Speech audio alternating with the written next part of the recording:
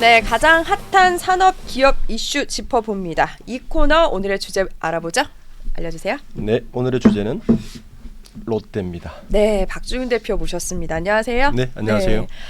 오늘 기쁜 소식 좀 전해드리면 좋은데 오늘의 주제는 조금 어려운 이야기인 것 같은데 재개설 6위예요. 네. 이 롯데그룹이 공중분해 위기라는 내용의 이 정보지가 온라인상에 유포가 되면서 발가닥 뒤집혔잖아요. 뒤집혔죠. 이게 어떤 내용이었는지 한번 짚어주시죠. 지난 주말께 이제 루머가 네. 돌았는데요. 내용이 뭐냐면 롯데그룹이 39조의 부채를 못 갚아서 네. 모라토리움 그러니까 직업 유예를 선언을 하고 네. 직원의 50%를 감원할 것이다. 네. 라는 루머가 급속하게 돌았습니다. 네. 그러는 바람에 바로 월요일이죠. 네. 이번 주 월요일이었던 네. 거죠. 월요일 날 롯데그룹의 시가총액이 약 6천억 빠졌어요. 그러니까요. 예. 그리고 그게 잡힌 게 그 루머가 잡힌 게 약 화요일 수요일경 롯데에서 자료를 내면서 그나마 조금 잡혀가는데 그러면서 롯데가 뭐 하여튼 아직도 제가 네. 보니까 요 루머를 잠재우기 위한 여러 가지 시도를 하고 있는 것 같아요. 근데 이게 지금 어떻게 소문이 시작이 된 건지부터가 진원지부터 지금 계속 파악도 하고 있고 네. 롯데 측에서도 강력하게 법적 제재를 하겠다고 네. 했는데 이게 사실 어디서 어떻게 시작이 된 거예요? 이 소문의 발단은 롯데케미칼입니다. 네. 예. 롯데그룹은 우리가 이제 일반인들은 롯데그룹을 식품 유통, 네. 롯데백화점 쇼핑 뭐 네. 이렇게 알고 있는데 실제적으로 롯데그룹의 매출액의 비중이 쇼핑 식품보다 네. 이 화학 계열의 매출 비중이 높아진 지가 2-3년 됐어요. 네. 예, 롯데그룹은 이미 B2B 기업으로 가려고 하는 네. 굉장히 빠른 지금 변화를 시도하고 있는 와중이에요. 그런데 국내 이제 케미칼 회사가 대표적인 회사가 롯데케미칼 네. 그리고 LG화학, 네. 하나솔루션 뭐 이런 몇 개의 기업들이 있는데 중국이 요즘 중국의 공급 과잉 네. 중에서 몇 가지 중에서 철강도 지난번에 문제가 됐다 했지만 그랬죠. 네. 또 하나 공급 과잉이 있는 곳이 바로 이 케미칼 쪽인데 케미칼 네. 쪽에서도 우리가 소위 말하는 나프타라고 하는 네. 우리가 사용하는 대부분의 플라스틱의 원재료가 나프타라는 거예요. 플라스틱이요. 예, 이 나프타가 가장 기초 소재예요. 이제 기초 소재고 가장 기술적으로는 좀 낮은 소재인데 네.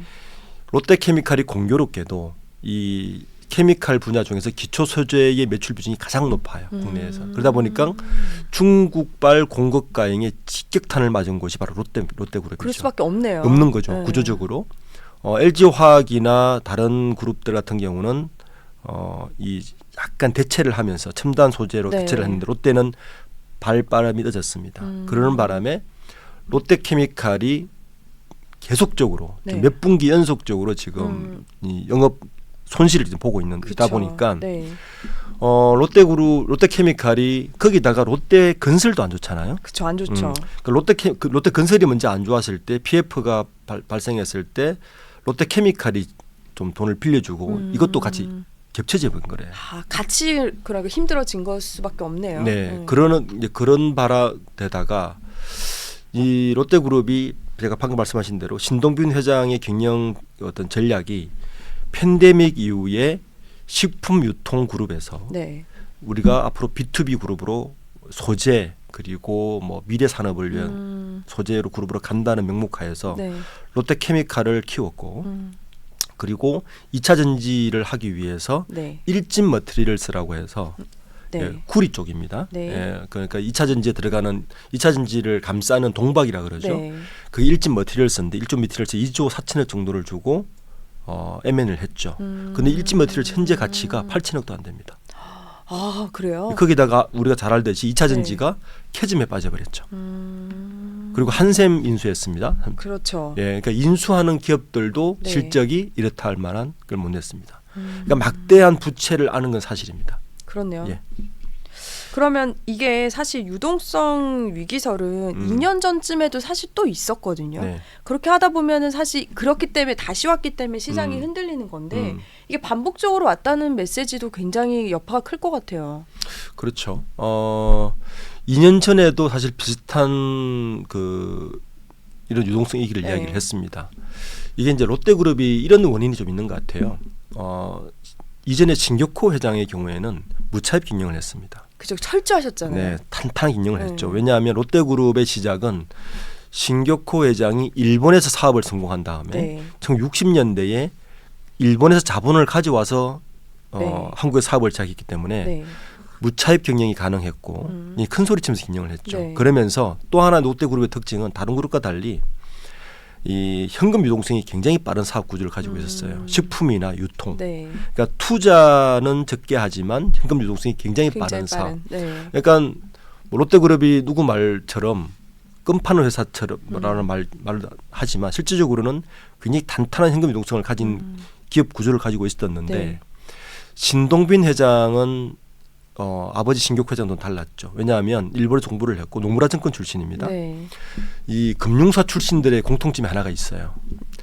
자기 돈 가지고 사업하는 걸 바보로 합니다.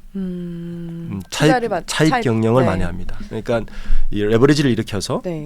차익 경영을 하는데 신동빈 회장은 한국 들어올 때 옛날에 롯데케미칼의 전신으로 들어왔어요. 네. 상무로 들어왔어요. 네. 그러니까 처음부터 B2B 쪽으로 들어왔고 그러니까 아버지 경영과는 차별을 두고 싶었을 것이고 그렇겠죠. 그러니까 이제 B2B 화학 쪽으로 신경을 네. 굉장히 포커싱을 많이 했고 그렇게 키운 게 롯데케미칼입니다. 네. 그리고 일진 머티리얼스라든지 2차 전지로 가는 것도 바이오 쪽도 투자하는 것도 그런 명목하는데 문제는 뭐냐 하면 기존에 롯데 쇼핑이나 롯데 식품 쪽에 일하시는 분들은 빠른 캐시플로우와 네. 이런 쪽에 경영을 했을 거 아닙니까? 그렇겠죠. 그런데 B2B 산업은 굉장히 많은 투자와 오랜 시간도 걸리고 오랜 시간이 그렇죠. 걸리고 캐시플로우가 굉장히 늦습니다. 이거에 대한 시차의 적응을 네. 굉장히 못했다. 그러니까 그런 네. 산업, 그러니까 전혀 다른 사업이죠. 네. 이런 경영적 착오 같은 게 지금 막 이제 터지기 시작하는 것이 아닌가. 더 심각한 거는 이제 왜 시작에서 우려스럽게 봤냐면 최근에 롯데지주가 CP를 발행했는데 네. 연구체를 발행했는데 신용도 롯데그룹이 이제 부채가 늘어나니까 신용도가 떨어지면 이자율이 올라가잖아요. 그렇죠. 그리고 다시 돈 빌리기 어렵잖아요. 네. 그러니까 최근에 좀 꼼수를 벌였어요. 그러니까 자본시장에다가 돈을 빌리는데 CP 발행을 하는데 금융감독원에 신고하지도 네. 안 해도 되는. 그러니까 그쵸. 투자자들은 네. 모르도 되는 정도로 꼼수를 부리는 돈을 빌리기 시작합니다. 그 시장에서는 더 이제 의심 눈치를 보는 거죠. 네. 거기에다가 롯데케미칼이 한 2조 4천억 정도 회사채를 빌렸는데 이 회사채를 빌릴 때 일종의 옵션을 걸어놓은 거예요. 네. 옵션이 뭐냐면 신용도가 이제 돈을 빌려주는 쪽에서는 이 정도 신용이면 이 정도 금리를 해야 되는데 금리를 낮추고 달라고 하니까 그러면 그 금리 맞추는 대신 우리 옵션을 걸 거야. 그 옵션이 뭐냐면 당신네들 우리 수익을 우리는 보정을 하겠다. 네. 보정이 뭐냐면 에비타의 5배까지 늘 내는 조건으로 이 돈의 이 금리로 우리는 돈을 빌려주세요라고 했는데 계속 적자가 나다 보니까 그거마저 쉽지 않은 거 아니에요? 에비타가 5배 밑으로 떨어져 네. 버렸습니다. 네. 그러니까 추가 담보 내놔라고 했겠죠. 그렇겠죠. 그래서 이제 이번 주에 나온 뉴스가 롯데케미칼이 우리 그럼 추가 담보 우리 롯데 타고 내놓을게라고 된 거예요. 정말 충격적인 뉴스이기도 했었어요. 네, 지금 이렇게 돼서 롯데그룹은 유동성의 위기가 있는 건 분명한 것 같고 네. 루머가 다 사실은 아닙니다. 그러니까 네. 루머는 모라토리움까지는 이제 롯데가 부를 건 이런 거죠. 모라토리움은 아니다. 우리가 자산이 139조고 네. 그중에 현금성 자산이 15조 정도 있고 네. 그다음에 부동산이 56조나 되니 롯데가 부동산 부자 아니냐. 유동성은 아닌데 어쨌든 돌아는 갈 거다. 그럼 롯데는 이제 이렇게 이제 대응할 겁니다. 우선 제가 볼 때는 시장을 좀 잠재워야 되니까 좀 알짜 기업들을 내놓을 가능성이 있다. 알짜 기업. 알짜 기업. 그러니까 제가 볼 때는 롯데 렌트카. 네. 요즘에 SK 렌트카가 시장에 매물로 나왔어요. 한 8천억 정도 매물 나왔는데 SK 렌트카보다 롯데 렌트카가 한 2.5배 정도 규모가 크거든요. 그러면 한 1조 한 8천억 네. 정도 2조보다 안 되는 정도 매물이 될 거고 네. 또 롯데캐피탈 같은 좀 알짜 금융사도 시장에 매물 넣을 가능성이 있고요. 그게 우선을 부를 거고 그 다음은 이제 현재의 부채를 줄이지는 못해요. 현재 부채가 한 25조 정도 되더라고요. 네. 3사만 해도 네. 쇼핑, 케미칼 이쪽만 네. 해도 그 부채가 되는데 이 부채 지금 트럼프 정부가 들어서면서 이자율이 떨어지지 않을 거잖아요. 안 떨어지죠. 이자율을 현재 주는 정도로 유지를 하려면 네. 신용도를 유지를 해야 되니까 그럼 어떻게 하느냐? 자산 가격을 높입니다. 기업들이 어떻게 하냐면 요즘 기업들이 대부분의 자기 자산 중에서 부동산 자산은 최소화 시켜놔요. 공시지가로 신고를 합니다. 네. 롯데가 공시지가 기준으로 한 50조 든다 그러잖아요. 이거를 그렇죠. 현시가로 감정을 다시 받는 거예요. 네, 재평가한다고. 예, 네. 그러면 부채 비율이 낮아질 낮아질 수 있죠. 이런 두 가지 트랙으로 빠르게 움직이지 않을까라고 예상하고 있습니다. 보면 이미 또 많은 메시지를 또 내놓고 있기는 하잖아요. 예를 들면 뭐 우리 괜찮다라는 메시지를 계속 움직임으로 주는 건데 아까 말씀하신 롯데타워 잠깐 얘기를 하면 네. 이거는 사실 신격호 회장이 당시에 꿈을 안고 37년 전에 그 부지를 사면서 난 잠실에 초대형 건물을 사겠다고 하면서 이제 했던 꿈을 내놨다 이런 네. 보도들도 많이 있는데 그만큼 어렵다라는 거잖아요. 그렇죠. 상징 롯데그룹의 상징이죠. 재계에서는 이런 말이 있습니다. 그 마천루의 저주라는 말이 있습니다. 어떤 뜻이에요? 어떤 기업이나 그 그룹이 새로운 사옥을 아주 멋들어지게 지으면 네. 그게 그 기업의 위기의 시작이라는 말이 있습니다. 이건 실제적으로 통계적으로도 많이 맞아떨어져요. 지금의 상황에 굉장히 의미 있는 국내 말이네요. 기업 몇 군데 예를 들어볼까요? 네. 아모레퍼시픽, 아, 그 건물이요? 네. 네. 롯데타워. 네. 그래서 현대차가 백천 건물을 포기한 이유도 그런 이유 때문에 말까지 나올 정도입니다. 미국의 많은 기업들이 그렇고요. 그게 이제 이유가 맞는 게 네. 그런 마천루를 지을 때가 그 기업의 피크라는 거죠. 그게 피크라는 겁니다. 투자하시는 분들은 좀 유념 좋겠고 어쨌든 방금 네. 말씀하신 같이 롯데타워를 내놨다는 것은 굉장히 상징적입니다. 저는 웬만하면 그 카드는 안 썼으면 좋겠는데 그 카드를 씀으로 인해서 시장에서는 더 위기가 아닐까라고 그렇죠. 의심할 수밖에 없는 상황이 된 거죠. 이게 없는 이야기는 아니네라는 생각을 그렇죠. 자꾸만 하게 만드는 건데 그럼 이쯤 해서 이제 신곡호 명예회장 이야기도 했는데 어떤 회사였는지 롯데가 사실 롯데하면 굉장히 대표적인 우리나라 기업 중에 하나인데 어떤 기업인지 좀 가치나 역사를 좀 한번 알아볼까요? 국내 한 30대 그룹들의 대부분의 시작은 네. 유형이 두 가지입니다. 현대 정주영 회장처럼 스스로 뭔가를 만들어서 네. 이병철 회장이나 시작해서 된 그룹도 있는 반면에 어떤 그룹들은 해방 이후에 네. 일본이 남기고 간 그 자산을 가지고 네. 적산불화를 통해서 기본 자본으로 기업을 키운 기업들이 많습니다. 네. 하나그룹도 그렇고 SK그룹도 네. 그렇습니다. 그런데 유일하게 10대 그룹 중에서 자기 자본으로 시작한 그룹 하나가 있어요. 그게 바로 롯데입니다. 진격호 회장이 일본에서 네. 먼저 사업을 시작해서 껌 사업을 시작했죠.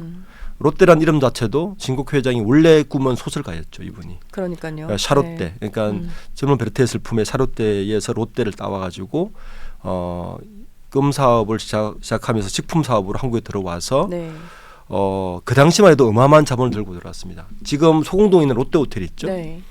저걸 지을까 경부고속도로를 닦을까를 고민할 정도였어요. 그 정도 자본입니다. 굉장한 자본이죠. 그럼 굉장하네요. 당시에 롯데 그 박정희 대통령이 네. 진격호 회장에게 포항제철을 지어달라고까지 할 정도였으니까요. 그 당시에 60년대에 네. 당시에 큰 자본이었고요. 어쨌든 진격호 회장은 그 자본에서 무리한 도전을 하지 않았던 인물은 분명합니다. 그러니까 안정적이고 무차입 경영이고 그리고 우리가 2015년도에 롯데그룹 형제의 난이 일어날 때 그때 봤듯이 네. 아주 복잡한 반도체 회로도 같은 네. 지배구조를 가지면서 네. 서로 상호 보존을 하면서 무차입 경영을 해왔는데 네. 이제 신동빈 회장이 들어오면서 완전히 그룹은 바뀌죠. 경영 자체도 달라지고. 네. 그러니까 그런 무차입이나 이런 걸 하지 않고 자본시장에서 돈을 끌어와서 사업을 해야 되고 또 하나의 가장 큰 변화는 신격호 회장 때까지는 롯데그룹은 내수 위주의 그룹이었어요. 그렇죠. 네. 근데 신동빈 회장은 생각은 달랐던 거죠. 내수는 한계가 있다. 그러니까 글로벌로 나가야 된다. 그러려면 B2B를 해야 된다. 그래서 네. 롯데케미칼을 키우고 이렇게 나가는 과정 중에 있는 그룹이고 현재는 3세인 신동빈 회장의 장남 신유열 어제 부사장 달았죠. 부사장 달았죠. 네. 네. 신유열 부사장은 재밌게도 신동빈 회장의 그냥 대자뷰입니다. 네. 이력이 똑같아요. 노무라증권 출신의 네. 콜롬비아 대학교 노무라증권 코스를 출신. 그대로 밟고 그리고 있는. 한국 들어올 때도 롯데케미칼 전신에 상무로 들어오고. 그러니까 캐리어가 똑같아요. 그리고 신유열 전무 이제 부사장에게는 롯데그룹의 차세대 먹을거리 지금 바이오라고 해서 시험대에 올려놨는데 결과는 봐야 될 것 같습니다. 그러게요. 과정도 봐야 할 것 같은데 이렇게 작은 소문에도 흔들리는 게 사실 또 기업이기도 한데 이런 루머에 시달렸던 기업이 과거에 또 상징적으로 또 여러 개 대표적인 게 있잖아요. 어떤 게 뭐 예를 들면은 이건희 회장 사망설도 있었고요. 네. 그렇죠. 뭐 지금 가장 뭐 핫한 것들은 정몽구 회장 사망설이 있었고 그렇죠. 있고요. SK그룹도 네. 뭐 2003년도에 소버린에 넘어갈 뻔했다는 게 강했고요. 맞아요. 최근엔 또 합병 소식도 합병 있었고. 루머도 있었고 네. 그룹에는 뭐 굵직굵직한 루머들이 많긴 했는데 그래도 롯데 정도 롯데그룹처럼 현재같이 어떤 유동성 위기를 이야기하는 곳은 많지는 않았던 것 같아요. 이 정도로 충격적인 정보지가 돌 정도는 네. 처음이었는데 네. 이 당시에 그러면 삼성이든 SK든 이 당시에도 좀 주가도 많이 흔들리고 그랬었나요? 오히려 이제 그 정몽구 회장 사망설이나 이건 회장 사망설 있을 때는 네. 주가는 올랐죠. 왜요? 왜냐하면 기념권 상속이 일어나겠구나. 그 다음에 미래를 본 거네요. 그렇죠. 그러면 그러면 그 경영권을 물려받을 핵심 계열사의 주가는 오르죠. 예를 들어서 현대차 같은 경우는 현대모비스가 오르겠죠. 그렇죠. 네, 뭐 이런 식으로 뭐 오르는 거죠. 또 투자의 길은 또 다른 거죠. 네. 그거네요. 네. 이제 주가 얘기로 좀 넘어가 보면 그 당시 위기설 돌면서 이제 엄청나게 시가총액도 떨어지고 했는데 사실 즉각적으로 해명을 계속 내놨거든요. 네. 롯데가 그럼에도 사실 오락가락하면서 롯데타워 담보 얘기가 나오니까 또 괜찮아졌어요. 이게 근데 왔다 갔다 하기 때문에 더 불안한 부분도 투자자 입장에서는 있거든요. 지금 이 투자라든지 주가 괜찮을까요? 현재 롯데그룹 계열사들에 대한 투자는 상당 부분 보류하지 않을까요? 네. 예를 들어서 지금 아시듯이 쇼핑이 그렇게 좋지가 않습니다. 네. 롯데그룹은 쇼핑 3사 중에서 유일하게 온라인 쇼핑을 진출하지 못한 네. 기업이 됐고요. 네. 그리고 쇼핑 쪽에는 차세대 먹을거리도 그렇게 많지가 않습니다. 않죠. 이미 네. 뭐 쿠팡, 네이버가 상당 부분을 차지하고 있고요. 맞아요. 그럼 남은 거는 롯데케미칼인데 초기에 말씀드렸듯이 케미칼 굉장히 좋습니다. 롯데그룹은 특히 안 좋은 게 그나마 LG화학이나 하나 같은 경우는 첨단 소재 쪽으로 그나마 턴을 했는데 네. 롯데는 그나마 가지고 있지 않아요. 그렇죠. 그리고 그 다음 투자했던 게 2차 전지 소재. 근데 그쪽도 현재 캐즘에서 나올 기미가 보이지가 않습니다. 그러니까 전체적으로 보면 롯데그룹은 아직까지는 계속 돈을 투자해야 되는 상황인 거죠. 네. 아직 알맹이를 가져올 때가 아니고 이렇다 보니까 롯데그룹이 이번에 이제 어제 인사 난 걸 보면 굉장히 고강도의 인사를 했다 봐야 됩니다. 굉장히 충격적이다 이런 제목도 많아지고 네. 있는데 보니까 임원 규모가 13% 네. 축소가 되면서 대대적으로 보니까 임원 그 감축 같은 경우는 정말 힘들었던 코로나 최악의 시절보다도 네. 더 큰 규모라고 하는데 이게 사실 일단은 임원 인사 이번에 어떻게 좀 분석을 하셨어요? 먼저 뭐 임원 줄이는 건 당연히 예상을 했고요. 네. 저는 대표이사를 어느 정도 교체를 할까? 이게 좀 관심거리였는데 뭐 예상대로 약 40%. 네. 이번에 CEO를 21명 교체했습니다. 네. 어마어마한 규모죠. 그리고 임원의 22%가 퇴임을 했어요. 사실 이 정도가 그동안 있었나 싶긴 해요. 네, 어떤 기업에서는. 역대죠. 그래서 거기다가 제가 본 이제 이 사장 승진을 한 번 했는데 이게 네. 누구냐면 노준영 사장이라고 네. 이분이 롯데지주 경영혁신실장이에요. 네. 근데 이분을 왜 승진시켰을까? 여기에 의미가 큽니다. 음. 사업 구조조정의 임무입니다. 사업 구조조정. 이제 구조조정 이제 시작이라고 봐야 되는 거죠. 어떻게 조금 그려보세요? 우선 일단 노 사장을 중심으로 아마 컨트롤 타워를 만들 것 같은데 네. 컨트롤 타워를 만들면 현재는 그 쇼핑하고 네. 그러니까 쇼핑 식품 쪽 계열하고 네. 그리고 이 케미칼 쪽 계열하고 네. 분리해서 운영했는데 뭐 컨트롤 타워가 같이 지휘할 것 같다. 같이. 예. 그러니까 그 위에 사람이 음. 다 실무까지 짊어진다 이런 그렇죠. 이야기인 거잖아요. 그리고 거기에서 구조조정을 한 다음에 네. 어쨌든 미래를 또 먹고 살아야 되잖아요. 이 그럼요. 노소중 사장이 원래 했던 게 경영 전략 본부장이었기 때문에 네. 아마 뭐 전기차 충전이라든지 자율주행이라든지 미래 산업에 좀 바이오라든지 공을 들일 거고 거기에 신유월 이번에 부사장을 승진시키면서 신유월 부사장을 거기 같이 이제 태우겠죠. 네. 그래서 경영 성과를 만들어 주는. 그러니까 이분의 역할은 아버지 신동빈 회장과 신유월 사장 부사장과의 어떤 브릿지 역할. 너무 역할이 큰 거 아니에요? 큰 거죠. 혼자 너무 그래서 방대해지고 앞으로 아마 노준영 사장이 롯데그룹의 이제 핵심 키맨이 될 가능성이 이제 큰 인사죠. 이게 롯데 이제 조금 나아갈 방향을 좀 짚어 보면요. 새로운 돌파구 그러니까 캐시카우도 마련해야 된다는 생각이 들어요. 쇼핑이 뭐 강력한 곳이기는 하지만 케미칼을 그동안 이제 투자를 했듯이 어떤 부분이 또 희망적으로 볼 수 있을까요? 이제 그 옛날에 지금 LG 에너지솔루션이라고 네. 굉장히 뭐 2차 전지에서는 네. 탑 기업이잖아요. 그렇죠. 근데 이 기업이 20년간 적자를 봤습니다. 거의. 그리고는 빛을 봤어요. 네. 그러니까 사업 하나를 새로운 걸 하려면 하기 위해서는 굉장한 투자와 인내가 필요합니다. 한 번에 되지는 않아요. 네. 근데 그나마 LG 같은 경우는 제조업의 잔뼈가 굵었기 때문에 가능했던 거예요. SK그룹이 SK온을 가지고 고생하는 이유가 바로 그것 때문이거든요. 네. 생각해 보시면 네. SK그룹은 자기 손으로 일군 산업은 연당에서 획득한 건 없어요. 네. 유공 인수해서 SK이노베이션 됐죠. 텔레콤 인수했죠. 네. 하이닉스 인수했잖아요. 네. 제가 볼 때는 SK온이 처음으로 자기 손으로 사업을 해보는 거예요. 롯데도 마찬가지라는 거죠. 네. 유통과 식품으로 잔뼈가 굵은 기업입니다. 근데 이 제조 B2B 사업을 어떻게 보면 최근에 시작한 거예요. 저는 굉장한 시행착오를 거칠 것이다. 네. 그리고 거쳐야만 하는 과정이라는 생각도 들더라고요. 네.